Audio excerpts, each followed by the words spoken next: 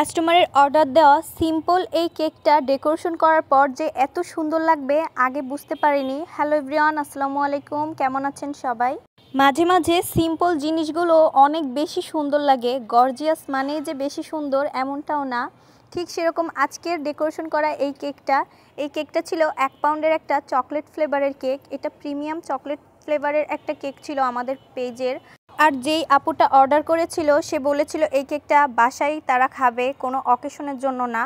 আর কেকটা যেন একদম সিম্পলের ভিতর রাখি, হোয়াইটের ভিতর, শুধু কেকের উপরে একটুখানি চকলেট গ্রেট করে দিতে বলেছিল। তো কাস্টমারের ডিমান্ড অনুযায়ী আমি ওইভাবে এই কেকটা তৈরি করার চেষ্টা করেছি। আর আপুটা আমাকে বলেছিল আপু চকলেট গানাশের পরিমাণটা একটু কমিয়ে দিবেন, কারণ আপু একদমই চকলেটটা খেতে পারে না। যার কারণে যেহেতু তার বাচ্চারা অনেক বেশি পছন্দ করে, তাই সব কিছু মিলিয়ে আমাকে চকলেটের পরিমাণটা একটু কমিয়ে তারপর কাজটা করতে হয়েছে। আমি কেকটাকে 4টা স্লাইসে বিভক্ত করেছিলাম এবং একটার পর একটা লেয়ার দিয়ে ভালোভাবে ক্রিম দিয়ে কাভার করে আমি ফ্রিজে রেখে সেট করে নিয়েছি। যেহেতু এখন অনেক বেশি গরম পড়েছে আর গরমের ভিতর ক্রিম দিয়ে কাজ করা বা চকলেট দিয়ে কাজ করা অনেক বেশি কষ্টের। এটা একমাত্র আমরা যারা হোম বেকাররা আছি তারাই বুঝি। আমাদের জন্য শীতকালটাই আমাদের কেকের সিজন বলে আমরা মনে করে থাকি, কারণ ওই সময় খুবই সুন্দরভাবে কেকগুলোকে আমরা ডেকোরেশন করতে পারি, এত বেশি কষ্ট হয় না। কিন্তু গরমের সিজনে কেক ডেকোরেশন করার সময় আমাদের একটা কেকের পিছনে অনেকটা সময় ব্যয় করতে হয় আর একটু পর পর ফ্রিজে রেখে সেট করতে হয়। তো আমি ক্রাম কোট করার পর 1 ঘন্টা মতো ফ্রিজে রেখে একটু সেট করে নিয়েছি।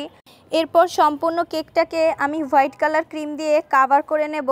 কেকের সাইডে এবং উপরে আমি পাইপিং ব্যাগের সাহায্যে ক্রিমটা দিয়ে দিলাম। এরপর একটা স্ক্রাবারের সাহায্যে কেকের সাইডে ফার্স্টে ফিনিশিং নিয়ে এসেছি। এখন একটা বড় প্যালেট নাইফের সাহায্যে আমি কেকের উপরের অংশে ফিনিশিং নিয়ে আসব। যেহেতু কেকের উপরের অংশটায় চকলেট গ্রেট করে দিতে হবে, তাই সেরকমভাবে ফিনিশিং না আনলেও চলবে। এখন একটা পাইপিং ব্যাগের সাহায্যে হোয়াইট কালার ক্রিম নিয়ে আমি কেকটার উপরে একটা 2F নজেল দিয়ে কিছু ফুল তৈরি করে দিব। একদম কেকের মাঝ বরাবর আমি গোল করে এই ফুলগুলো তৈরি করে দিলাম। এবার এই মাঝখানের ফাঁকা অংশটায় আমি চকলেটটা গ্রেট করে দেব। আর সাইডে আমি একটা ব্ল্যাক কালারের রিবন দিয়ে দিলাম। রিবনের 2 মাথার মাঝ বরাবর একটা ফুল তৈরি করে দিলাম রিবন দিয়ে। এবার মাঝখানের অংশটায় আমি চকলেট গ্রেট করে দিয়ে দিচ্ছি। এই হলো আমার কেকের ফাইনাল লুক। আপনাদের কাছে আজকের ডেকোরেশন করা কেকটা কেমন লেগেছে একটু কমেন্ট করে জানাবেন। সিম্পলের ভিতরেও এরকম কেকগুলো অনেক বেশি সুন্দর লাগে। এই কেকটাকে আমি যদি একটু বাইরে নিয়ে গিয়ে ফটোশ্যুট না করি তাহলে তো অসম্পূর্ণ থেকে যাবে, তাই চলে গেলাম ছাদে গিয়ে সূর্যাস্তের সময় কেকটার একটু ফটোশ্যুট করলাম। আজকে এই পর্যন্তই, দেখা হচ্ছে পরবর্তী কোনো ভিডিওতে। সবাই ভালো থাকবেন। আল্লাহ হাফেজ।